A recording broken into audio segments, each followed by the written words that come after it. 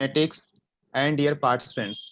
I, Anil Kumar Rajak, on behalf of Department of Mathematics, ARSD College, welcome you all for the national webinar on mathematical sciences, challenges, applications, and future directions in India. On this occasion, first of all, I would like to thank our Honorable Principal Sir, Dr. Gyantosh Kumar Jha, for his constant support and encouragement and for giving us this excellent opportunity. Now, I request to our respected Principal Sir to say few words and welcome our guest speaker. Principal Sir. Thank you, Anil. Thank you so much. Honorable Professor Mrityunjay Kumar Singh. Hello, am I audible? Yes, sir. Yes, sir. Yes, sir. Thank you. Thank you so much. Honorable Professor Mrityunjay Kumar Singh, the guest speaker for today's webinar.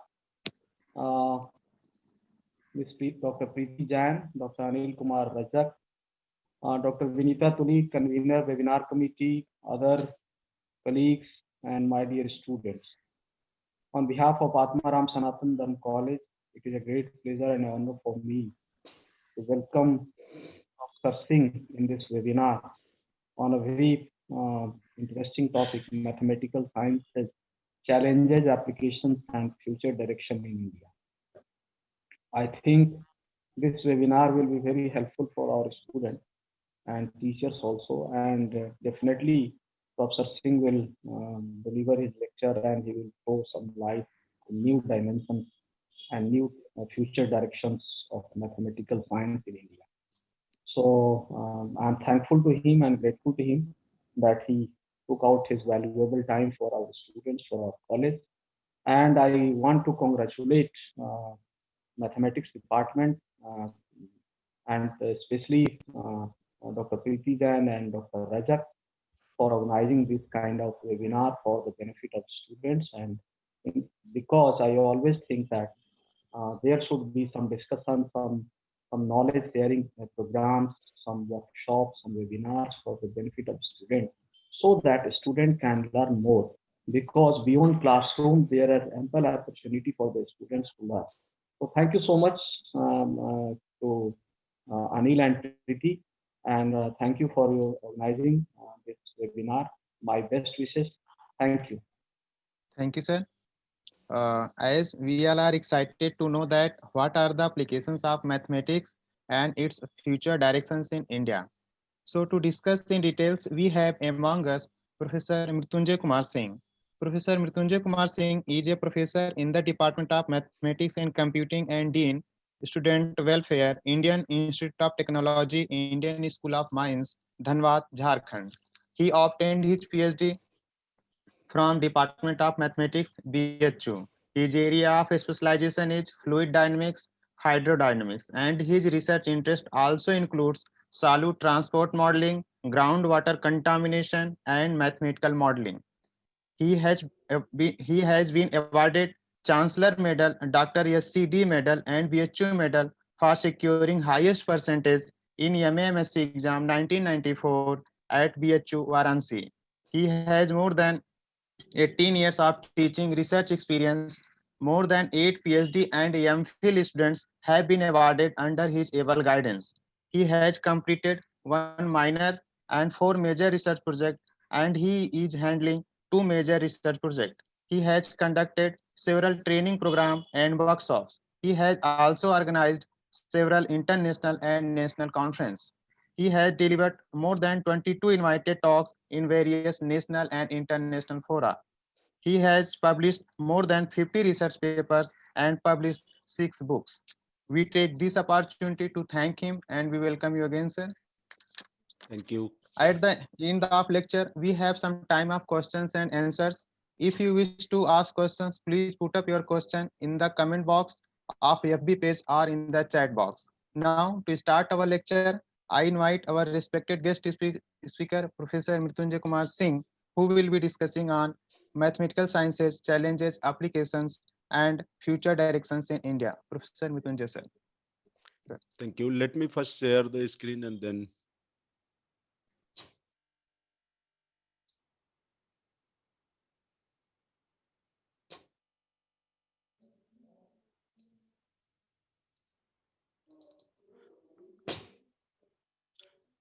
Screen is visible to you all? Yes, sir. Okay. So first of all, I would like to thank the college administrations, the principal of the college and the organizers for giving me an opportunity to share my word of wisdoms before you all. And a special thanks to Anil Kumar for giving a nice introduction and what I have done in academic career. More than that, he has enlightened before you all. So that is the part and parcel of our academic and administrative careers. Today, we will be, I will be talking about uh, the topic mathematical sciences, challenges, applications, and future directions in India. You can understand the mathematical sciences categorically. Uh, there are three aspects. One is the pure mathematics, applied mathematics, the statistics, and now the fourth domain is also included in terms of computing. And here the misconception starts from the student mind. If someone is doing something in pure mathematics, the individual is thinking about, I am pure mathematician. So why should I bother about the applied mathematics? Why should I bother about the statistics? Why should I bother about the computing? That is not the uh, integrated thought which is required to be enlightened, the wisdom and mathematics which taught us right from the very beginning. It is very important to have an integrated approach. As far as possible, you can acquire maximum possible knowledge of your domains and the related areas of the domain. So in the same way, the other domain are thinking that why, suppose applied mathematician is thinking about why we should go for pure mathematics. That is not the good thought, though the things is carrying on in our country, and it depends the individual to individual. But if you will talk about in terms of department, if you will talk about in terms of institutions, if you have to build up the department, you have to have an integrated approach. That is the challenges which are coming in our way. Can I would like to focus uh, some applications part. We will be giving the highlight of that, and then you will be better understanding how it is being challenges is coming in our way and how we can go ahead in the future. So my topic of deliberations has already been known to you all. So giving the outline of this presentations, or rather you can say talk is overview, we will be having the mathematical sciences challenges, applications, and the directions. So initially we talked about the mathematical sciences, which we have elaborated about the different domain of the mathematical sciences. The people are working across the country and they are looking for the newer domain as well. And challenges which we will be getting in between, challenges are having the in terms of knowledge, in terms of resources, in terms of executing the knowledge, compatibility of the resources which we are having with us. And you all know in the different part of the country having the different set of resources, different set of institutions are there running their own resources, or rather you can say managing their own resources with the subject which we are taking into considerations. So say for example, we have been taught early stage of education, maybe in the undergraduate level, the differential equations. We came to know many of the different solution of differential equations and certain applications as well, so far as they enlisted in the books. But can we thought beyond that? Can we go ahead to have a differential equation which is really applicable in the uh, real life problems? And even in this COVID-19 pandemic, can be thought as a teacher, as a students, we put our mathematical knowledge to address the problem currently facing our country.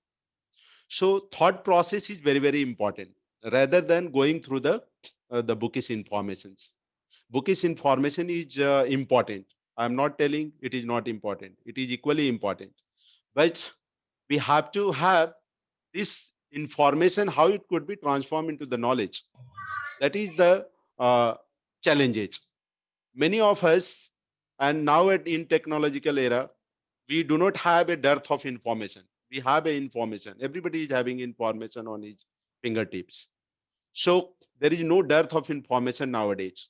Only thing is that how an individual is challenging uh, that information, channelizing, rather not challenging, channelizing that information to apply that information into the certain domain. And that is the job of mathematician is here comes in. So if you can see the educational establishment of in our country, the different set of educational establishment is there, right from the college. I mean, rather you can say the school to college to the university to the institute, the research institute, and in each of the establishment, everybody is working hard to understand the subject. Everybody is working whatever the understanding has been made. They are trying to apply in the certain domain. So its challenges are variables. I can say, suppose your college is having different challenges. My institute may be having a different challenges for us. Maybe I will be having a better resources than you all. You may not be having that much of resources in their college, but still there is an opportunity to work. Because now in internet era, the resources which we were looking 10, 20 years back, looking in the library, finding here and there the journals and books and etc. Now it is already available on the your fingertips. So that is also very important to get as many as information, but only getting information will not serve your purpose. You have to you have to screen out that information, which information is relevant for you, and which information is really applicable in that particular domain which you are working. So I could take you to my domain of the research area, which Neil has already explored, the solid transport modeling. So we will give you the glimpse of the solid transport modeling, how being a mathematician, I am putting our knowledge to address the problems of groundwater contamination, or rather you can say solid transport, which is entering into the groundwater system, how we will be addressing mathematically. And then we will talk about the latter aspect of the life. So let us see, uh, uh, you see the groundwater contaminations, how it is being contaminating. Basically, it's a sources of contaminations we are characterizing as a point source and non-point source of contamination.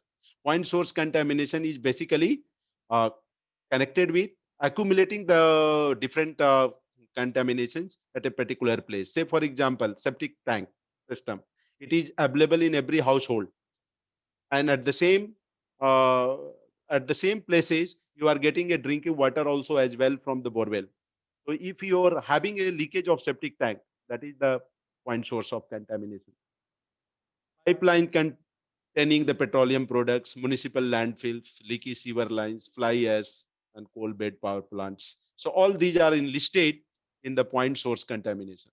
However, in non-point source contaminations, you can have a pesticides on agricultural land and forest. Normally, we used to do so. Fertilizers on agricultural land, waste drugs on the surface. So just we are giving you the background of the information, and because without knowing the background of the information, if you are learning to the mathematical domain, you may not be able to understand. So this is the background information which we are targeting to address the groundwater contamination. How groundwater, where it is being existing. So let us see first how the things is being contaminating, so that you can have an idea about the things which we are trying to explore. So you see the schematic view of the contaminants. It is already available in the different form on the internet resources, even in the books, even in the research papers and journals. So you can see here the beautiful presentation of the septic tank, which is being available in every household. And you can see not every, but we can say almost all households. So septic tank leakage, how it is being percolating down and mixing with the water table and contaminating the groundwater. And you can see here, this is the representation of the pumping well, which is from this contaminating zone, you are getting the drinking water as well from the borewell. So this is the type of problems is there. And now you can ask me where here mathematics will come in. So that we will be coming later on.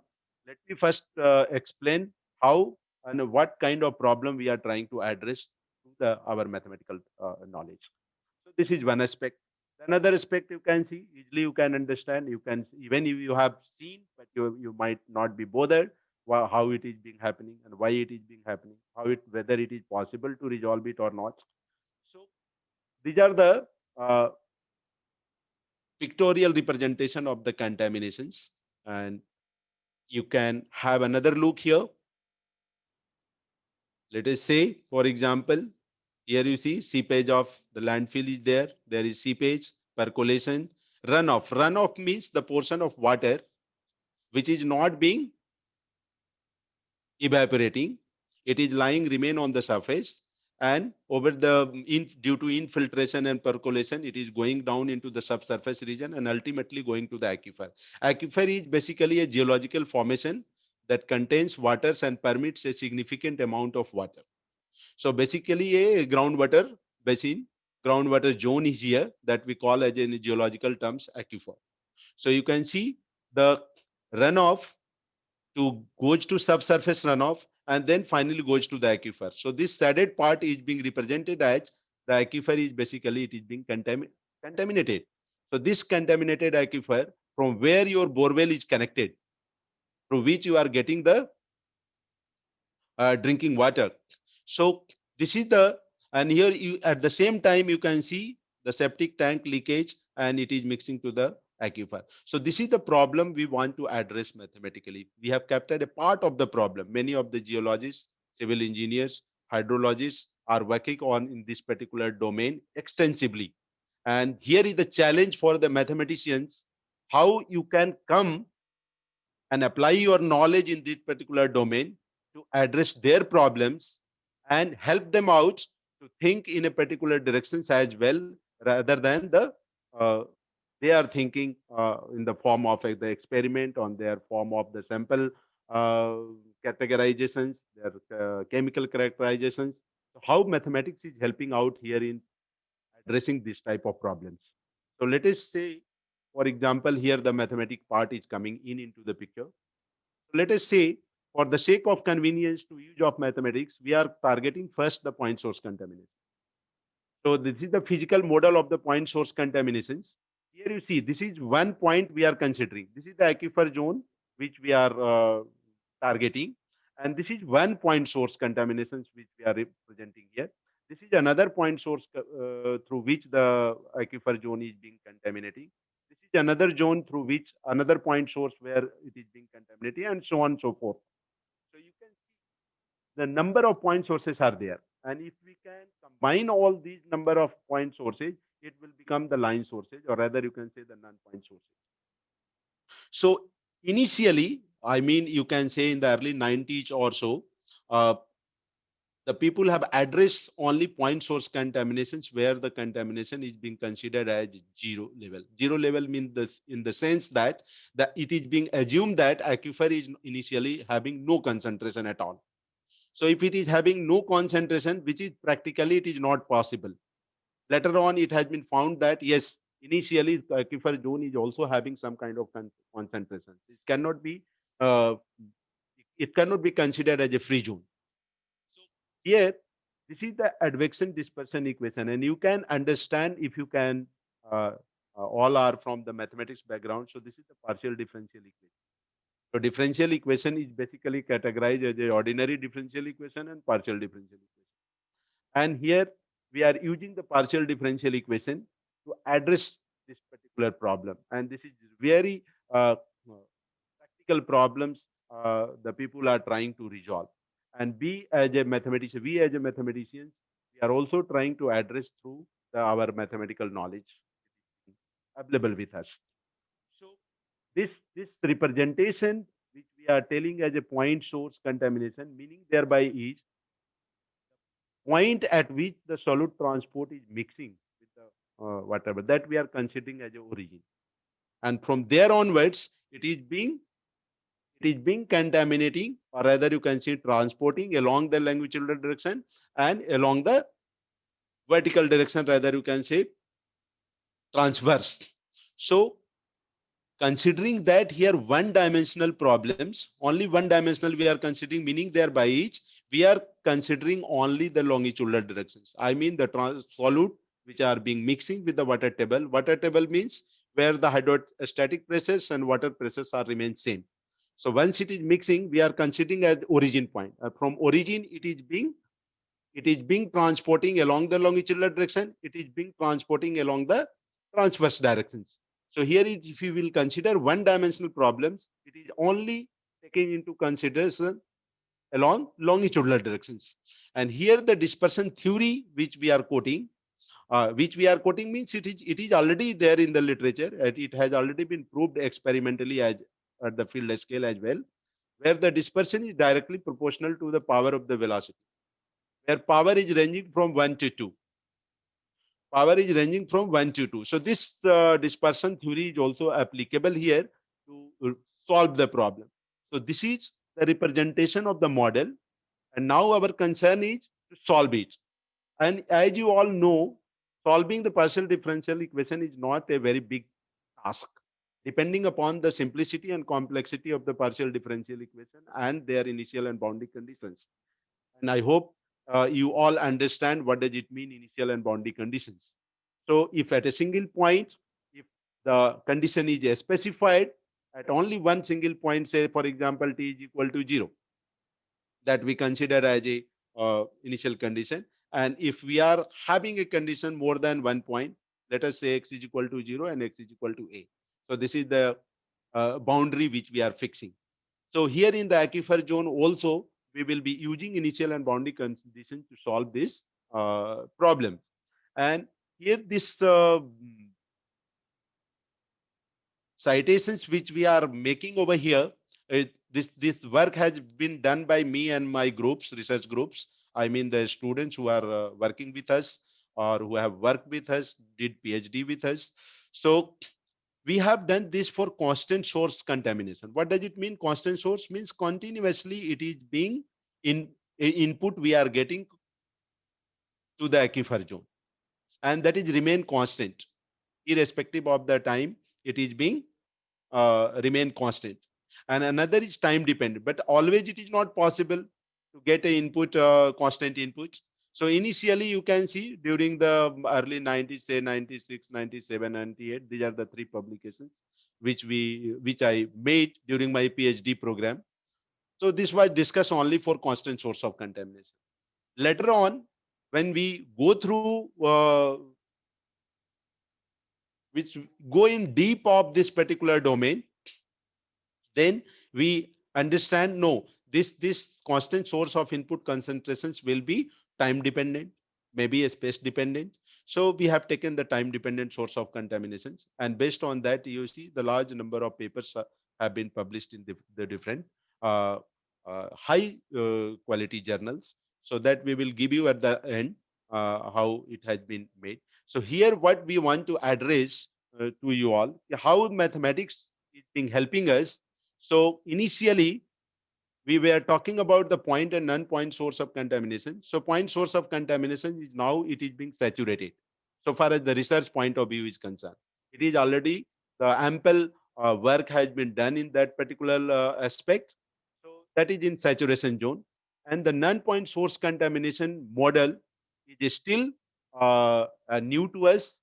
And I was constantly, myself and my groups are constantly trying to uh, put forward the model exclusively related to the non-point source contaminations. So we got succeeded in 2016 to get the model of non-point source contaminations. Though we were struggling hard to address that particular problem, but it was not succeeded. So we got in 2016, and it was published in Journal of Hydrology. This is the first non-point source model from so far as the mathematical model is concerned in this particular domain. So what is the problems? So one of the problem I am trying to show you so that you can understand. Many more problems are there, but I have chosen only one to show you how it could be addressed, how the mathematics is helping us to resolve any kind of problems. If you are having a mathematical skill and the domain which you want to apply, that you study that particular domain and try to correlate with that particular domain, easily the mathematics is giving a ray to solve the problems. So here the non-point source problem, which we are talking, the plane source. So plane source, so you can see here, if we will consider only this point, so we will talk about the point source problem. But if we will considering the entire zone here, so in all point source will be joining together to the aquifer zone, it will be considered as a line source. So line source will be also, if you will go in terms of the plane, so line source is not capturing the entire physical system. So we are targeting the plane source problem. So here we are discussing rather than the point, it is the input is coming to the aquifer zone through plane. So here in the plane source problem, so generalized form of plane is considered to study the most general case for non-point source of contamination. This is one. The domain is considered semi-infinite. Semi-infinite means we are talking about the source at which the solute is basically mixing, and then it is transporting to the other domain. So other part of the outlet of the boundary, rather you can say, is of semi-infinite. And if you will talk in terms of groundwater system, even if you are addressing a 10-kilometer radius, that will be also it will be treated as the longer one. So it will be considered as the semi-infinite domain. The time-dependent velocity and dispersion. So how the solute is basically dispersing in the aquifer zone, and their relations between that will be dealt with the dispersion theory. And here we are addressing three-dimensional problems. In the model here, we are talking about one-dimensional. It will be extended to three-dimensional problems. So this problem is exclusively focused to the three-dimensional problem with non-point source of contamination. And this problem is being solved using the Laplace transform technique. And as you all know from the mathematics background, they are very well exposed to the Laplace transformation and its application. So what we are finding here, the closed form solutions we have obtained. Closed form solution means we are solving analytically using the Laplace transform technique. So what is the problem? The problem you can see here, the physical model of the problem. You can see this is the aquifer zone, which we are considering, and this is the plane source which we are targeting over here, through which the sources are mixing with the groundwater, and this is the flow of the directions. So this is basically the cross section of the model system, and here the source of contaminations which are coming, this is the soil zone, I mean the surface to the soil, and this is the coordinate system which we are taking into considerations. And see the mathematical model of the plane source problems. See the mathematical model of the plane source problem. So this is the three-dimensional problem. Here you can see this is because of the solute transport, which is mixing, solute storage is being done. This is the, basically do you know the continuity equations, or rather you can say law of conservation of mass. So here the fixed law of diffusion is being applicable over here, and it is basically based on the law of conservation of mass. So this is one dimension. This is the term which is coming due to the dispersion along x directions. This is the term coming due to dispersion along y direction. This is the term it is coming dispersion along z directions, and this is the term due to velocity, advection term, and along x, y, z direction. And here the initial and boundary conditions are being taken into consideration. Initially, you can see here also we have considered initial concentration is 0, meaning thereby is, because three-dimensional problem is complex in nature. So to hit the target, we have initially considered the aquifer free zone. Free zone means there is no concentration at all in the aquifer initially. Though practically it is not feasible. But later on, we have also advanced this work, adding some source of concentration here rather than zero concentration. So you can see the source concentration at the input level, it is being considered as a uniform source. At the output level, means outer boundary, it is being the concentration gradient is considered at the zero concentration. So this is the mathematical model of that particular problem which we are addressing over here. And to solve these problems, what we did here, we used the dispersion theory. We used the certain transformation to reduce three-dimensional problem into a one-dimensional problem. By using these transformations, you can have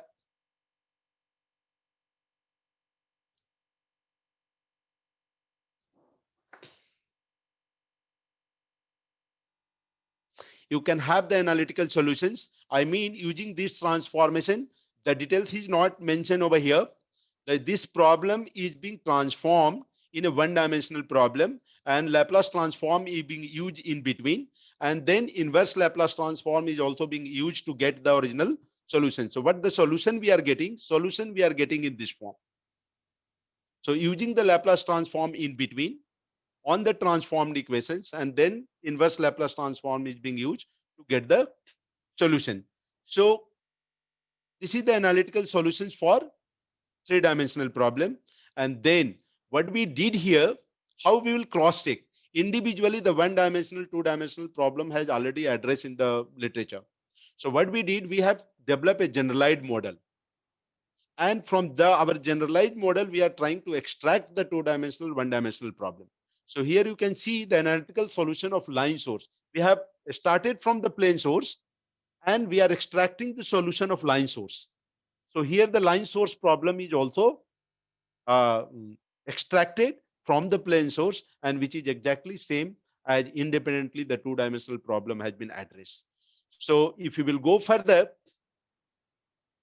you can see here the analytical solution of point source problem. So early 90s, which we were talking about, the point source problem, this is independently has been extracted. And you can see this is the 2013 paper in the Journal of Hydrology and Hydromechanics that was done by these authors. And here we are extracting these solutions from our problems. I mean the three-dimensional problem to one-dimensional problem, which are exactly matching over here. So this is the advantage of the generalized model, or rather you can say the complex model, which you can create and which is close to the physical problems which we are trying to address. One of the problem is the contamination problem. You can have a variety of domain in and around. Just you have to observe it, aware about the physical surroundings, and try to put forward your mathematical knowledge in that. And if you will do so, it will be you can do wonder in this particular field. Mathematicians can do anything, in the sense that the lot many people are reading mathematics, teaching mathematics, but very few people are understanding mathematics. That is the challenge in this particular domain. So learning is easy, but if you learn extensively, applying that particular knowledge in a different domain, that is the challenge here is coming in our ways. So simply writing and reading and teaching is not serve your purpose. If you being a researcher, or if you are a student, or even if you are a teacher, and if you are trying to explore your knowledge in a different domain, that is nowadays it is very much needed, then you have to think about the knowledge which you have achieved and how that knowledge is basically applicable in that particular area in which you are trying to work on. So this mathematical solutions which we have obtained has been computed. So here the computation is also very important, because nobody is nowadays interested what kind of solution and how you have get the solution. The people are interested once you are computing your, I mean, everybody is ready for ready-made solutions. And many of the software is also working in this particular domain where directly giving the solutions. Nobody is interested how you are finding the solution, how your complex of calculation is there in between. People are interested in the result, the outcome, how you are getting easily outcome is important. So outcome is important means the computation which you are making. So here the mathematicians can use their the computational skill in the form of coding, in the form of programming, in the form of the language which you are using, and interpretations which you are making. So all these kind of things are very important over and above the finding the solution. So finding the solution is one job. Finding the solution is not a job which you have concluded. Not. It's a one job you have done. And the next job is to compute your solution. How you will compute? The data is required. From where you will get the data? You will get the data from the literature. You will get the data from the nearby surrounding institutions which you are having. They are dealing with. Say for in our case, we can go with the hydrological literature data. We can go with the central groundwater board data. We can go with the, I mean, all the custodian of data related with your um, domain in which you are working. That is very, very important. So if you are choosing the data close to the reality, so here we are referring this to where the entire data is being enlisted in the form of a paper has been published. In that particular paper, it is already enlisted across the globe, whatever the data related with the initial concentration, related with the velocity, related with the dispersions, related with the their other parameters which are coming in. So these three different set of data which we have chosen, and you can see this data which we have used in our problem, and in the same you can see the Gaylor is also critical review of data and field scale dispersion in aquifer. This is water resources research. It's a highly prestigious journal related with the hydrological research. So the data which we have taken over here is very close to the hydrological literature.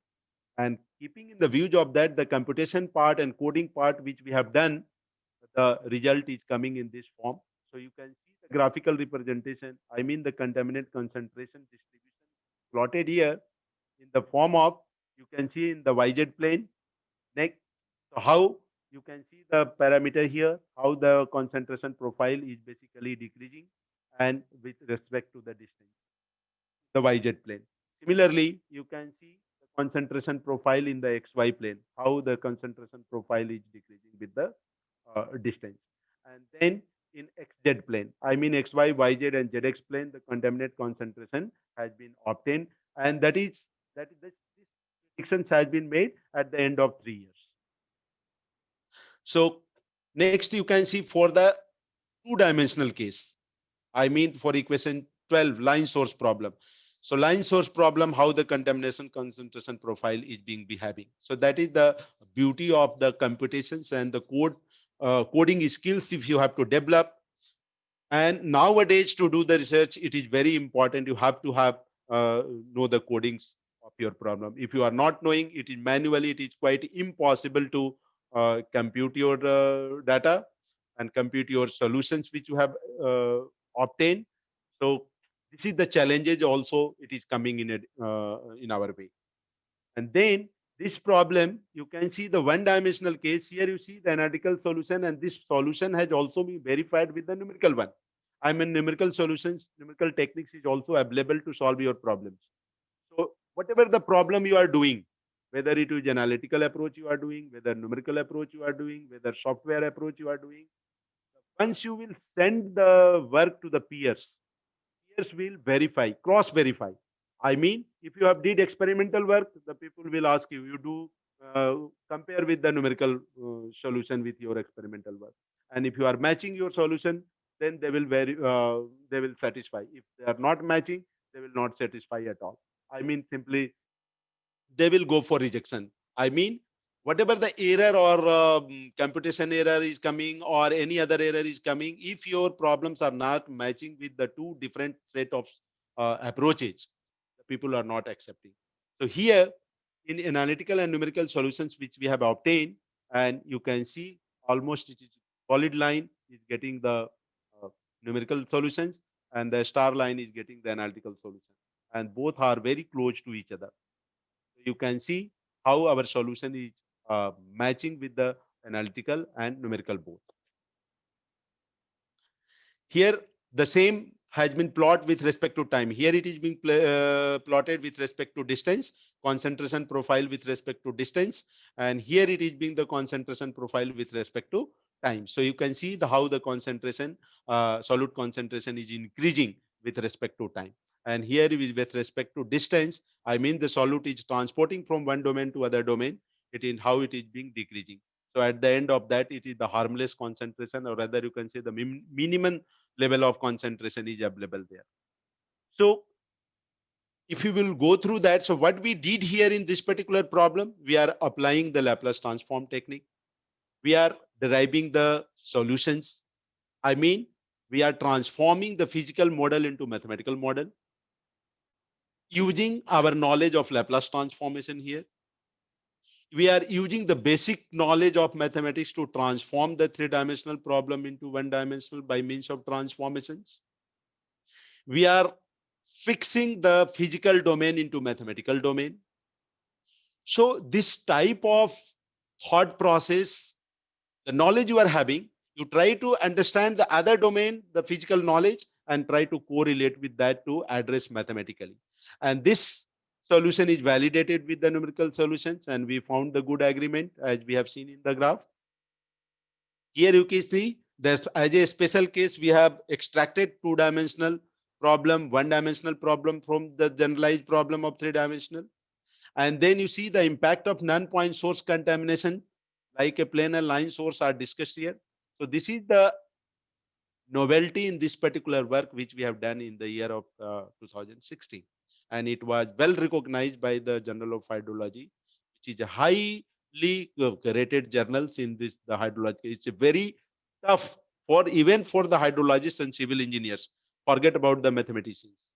So being a mathematician, this is our challenge to compete with those era of the wisdom where you are not being able to fit on. So you have to forward your knowledge in such a fashion so that the people can recognize you as well. Yes, the mathematics is also contributing at the larger extent to resolve the problems of other areas as well. So that is the challenge of before the mathematicians. Keeping the developing the theorems, developing the other lemmas and other concept and the principle. This is the one domain of working where the many people are working in the abstract mathematics domain. But later on, you will find that abstract mathematics is also applicable. But the moment which you are doing abstract mathematics, people are questioning, what is the use of that? So it doesn't mean that the moment today you are doing some kind of mathematics, it doesn't mean that immediately it is applicable. It may applicable after even 10 years or 15 years as well. But you have to keep on thinking and enriching your knowledge as well as the application. The synchronization part is very, very important. So here you can see the application of this work I am talking about exclusively. You can see the proposed general solution of the three-dimensional AD may be of interest to researchers working in surface water and wettest zone hydrology. Surface water means we are talking about the groundwater. So you can see the river zone. The river water is contaminating. So that is the how it could be addressed. And you can, if I can quote the river which is close to Delhi, say Jamna River. We used to hear in the news, Jamna River is polluting extensively. Will it be possible to address it, that problem mathematically? Yes, you can address, but we never think on that. Mathematicians think this is not my domain. Mathematicians should not restrict in its own domain only. Now it's a day of interdisciplinary research. Interdisciplinary means your own domain knowledge, how you are putting into other domain and addressing the problems of that particular domain. That is the very, very important aspect of this work. So here you can see this work is also be used as a preliminary predictive tool for groundwater management. If the groundwater scientists are putting their effort to manage the or rather you can they control the pollutions, control the contaminants in the particular river or particular site. what are the possible measures could be taken? Yes, definitely they are having in mind what some of the aspect, but mathematician is putting a ray. You can also think in that particular direction as well, which might have not been think about the thing uh, from the hydrology side or the civil engineer side. So the future direction is also very, very important, and we are putting in. So here you can see the moment this work has been published in 2016, immediately in 2017, non-point source pollution published in Water Environment Research was acknowledged this work exclusively related with the non-point source pollution. So see the beauty of your, or rather you can say the endorsement of the work which we are working. So these are the highlights of, these are the highlights of just we have shown one example, or rather you can say one problem, how the mathematical knowledge can be helpful to transform the physical model into the mathematical one, and how mathematical knowledge can be helped to solve that problem, how that particular solution is applicable to the future course of action in that particular domain. Now comes to the how mathematical sciences is basically correlated. So let us have a glimpse of that. So basically the fresh minds is inducting in school, and then some kind of training has been made to them. They are entering to the college level. There some kind of advancement of the knowledge is being made, and then they are moving towards university or institute level, and from there that's definitely some additional knowledge are being put in into the system, and there the university institutes are basically connected with the teachers, scientists and professors, and what they are doing, they are producing another young mind, another set of young minds. What is the objective here? The objective is we are producing the doctors, we are producing engineers, we are producing administrative officers, we are producing the lot many things uh, from this particular domain, and at the end making the policies for mathematical sciences. So who are the bodies who are making the policies for mathematical sciences? The we teachers, the we scientists, the we professors are sitting in the different institutions, are making the policies for mathematical sciences. And the mathematical sciences policy, once it is being framed, say for example, the UGC is setting some goal, the ICT is setting some goals for the teachers, for the technical colleges. UGC is setting a goal for the entire spectrum of the education system. MHRD is setting the goal for the institute and other national level institutions. So I mean to say, the policy makers must have to think what kind of policy we are making for the mathematical sciences, for the growth of the subject, application of that particular subject, addressing the challenges of the subject, how we are providing the resources towards that, and ultimately the end user products, how it is being applicable to the subject in other domains as well. So this is the glimpse of that. And then you can see the topic which we are talking, trying to address the challenges and the future directions. You can see without analyzing the strength and weaknesses, you will not be able to analyze the problems in a greater extent. So first we have to analyze our strength and weaknesses. Each individuals, suppose I am a teacher of this institute, what is the strength and weakness of mine? What is the strength or weakness of this institute in terms of resources? What is the strength and weakness of the subject in which we are putting in effort? So categorically, you have to have the analogy. What are the strength? Normally, we focus on weaknesses rather than strength. That is the common mistake we people are continuously doing. we are pointing finger on others.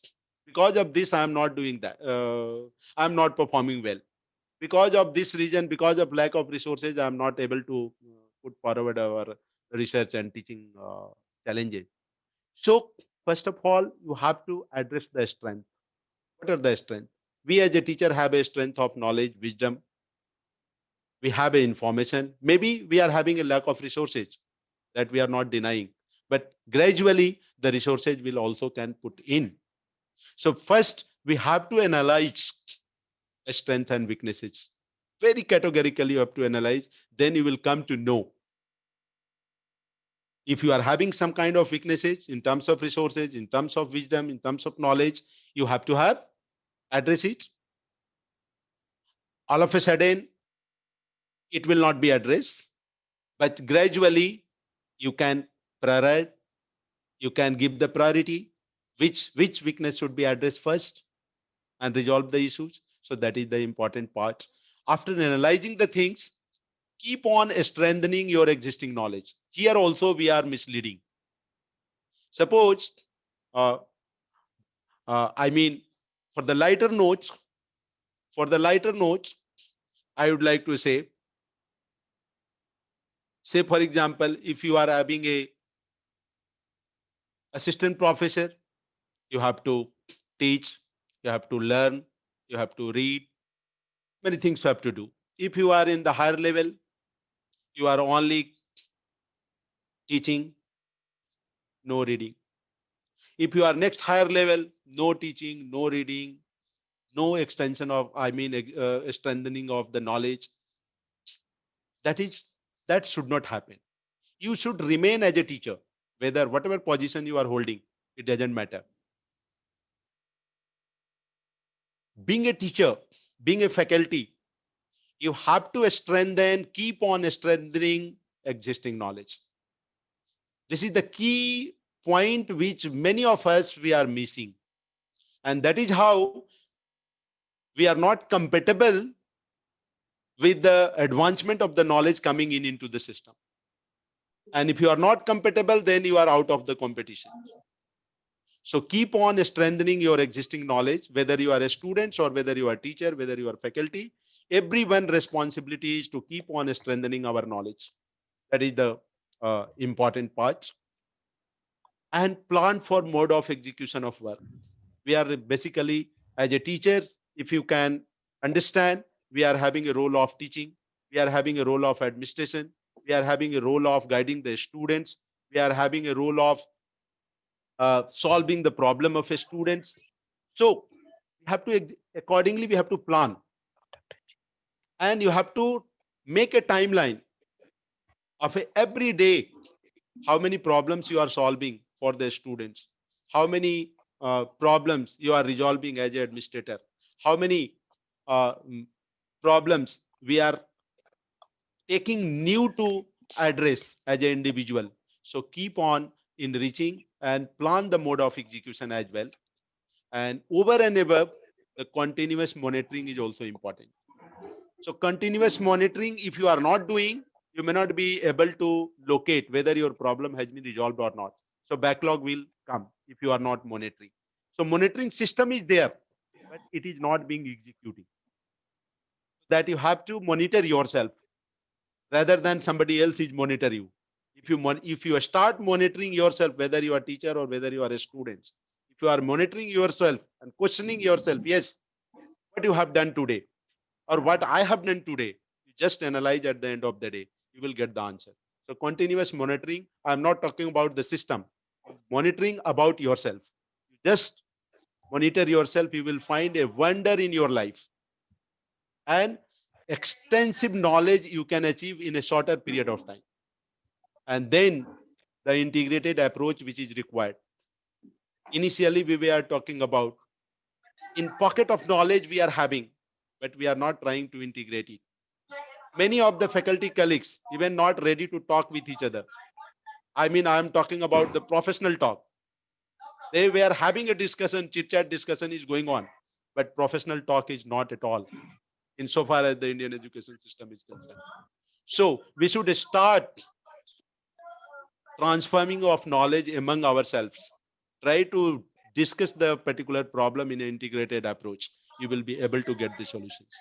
And then you see what we should do then now.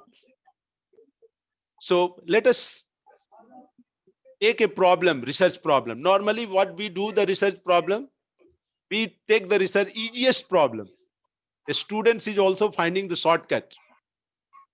Let us get a trick to get the solution as quickly as possible. Excuse me, sir. Yes. Sir, can you please wind up in 5 minutes? Because Yes, I am going to the end of the presentation. okay, thank you, sir. So let us take research problem which is not in common. So if you are taking a easy problems, that will not be a research. Always take a difficult problems and try to struggle with that. Definitely it will be difficult to address, but try to always choose the difficult problem which is not in common. That will give you the recognition. And here you see the small science will only change a big science. Normally we always thought it is a very small problem. Why should I take up? You should take a small problems which is not common and try to struggle with that. Try to put the knowledge in between, and you will be getting to get a bigger science as well. Picking up a problem is a big problem in our system. We are not trying to pick up the problems. Rather than we are run away from the problem. So try to pick up the problems very carefully. And anger is also coming in between. That will definitely kill the scientific temperament. And normally it is killing, which we are experiencing here and there. If you are having an anger for certain regions, for the system, for the resources, it will definitely kill your scientific temperament. You will not be able to handle that. And for the mathematical sciences, basically need the crazy people. So you should be very curious to know in a particular domain of the knowledge. That is very important. And will to do the right things. The strong willpower is also there. Yes, I have to do something new in this particular domain. And then the mathematician and scientists can contribute for the future growth of our country. Very well said here, but at the same time, the challenges which we are taking about, the funding is very bad up in our country. And you can see by the quote of C.V. Raman, I strongly believe that the fundamental science cannot be driven by instructional, industrial and government or military pressures. Normally, we people are handling with these pressures, not by our will. This was the reason why I decided as far as possible not to accept money from the government. That was the quote by C.V. Raman, physicist. And you can understand and know very well about him. So what do? We all should be methodical. This is the message from our side. Analytical, technical, humble, ethical, meritorious, assertive and attentive, thoughtful and tenacious, introspective and indigenous, cautious and curious, and studious. So this is the message from my side. And here the information which we have already talked about, how you can transform information into knowledge. That is very important. So there is no dearth of information. You have to transform the knowledge. Information into knowledge is very, very important for you all. And then the integrated approach which we were talking about, which one should take as an institution, as a teachers, as a taught, and as an administrator. So this integrated approach, if someone is in any one of the institution, it is being categorically done, that institution is achieving a great height in the particular area in which the institution is working. So this is what about. And at the last, you should not waste our time.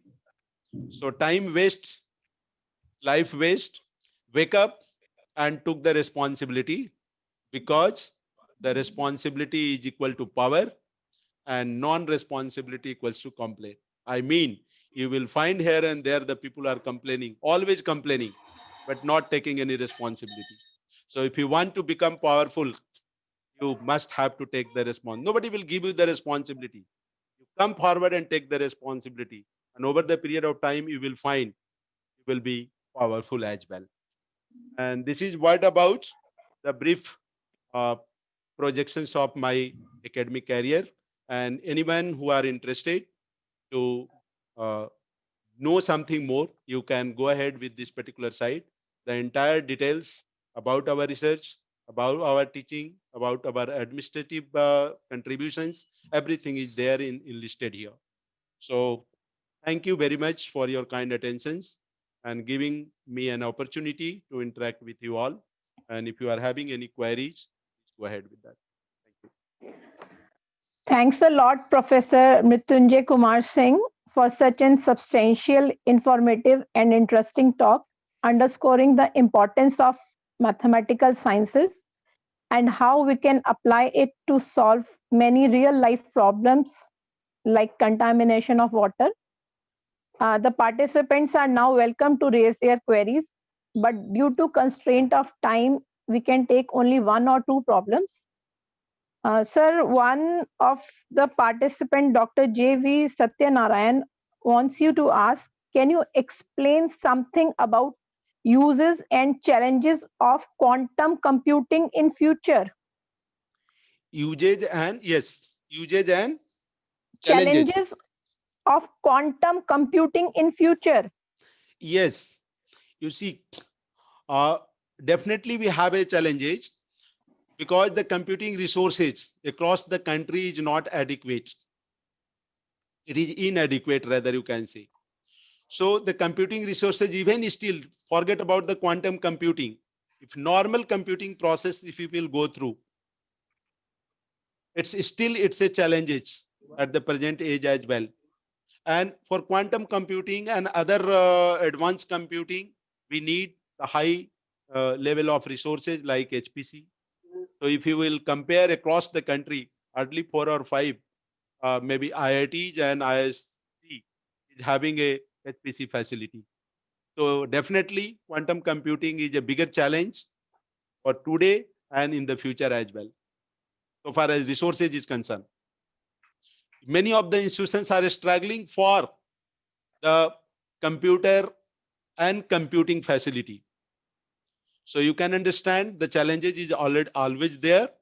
But so far as quantum computing is concerned, definitely it's a big challenge for our country.